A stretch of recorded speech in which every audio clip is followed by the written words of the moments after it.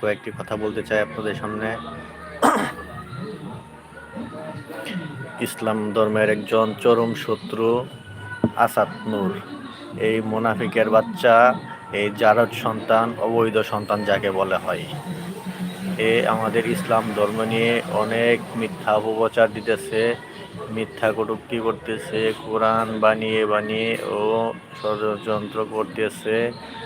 আমাদের ইসলাম ধর্মকে বিলুপ্ত করার জন্য উঠে পড়ে লেগেছে। এরে যদি আপনারা কোনো জায়গায় পান, একে কঠিনভাবে শায়েস্তা করবেন। এ আমাদের ইসলাম জাতির চরম দুশমন, একে কোনো প্রশ্রয় দিবেন না আপনারা। এবং ইসলামের যত শত্রু আছে এদের সবাইকে আপনারা মুসলমান ভাইয়েরা প্রতিহত করবেন। কোনো মুনাফিকরে ছাড় দেওয়া হবে না। এদের বিরুদ্ধে আমাদের ঐক্যবদ্ধ হয়ে মোকাবেলা করতে হবে।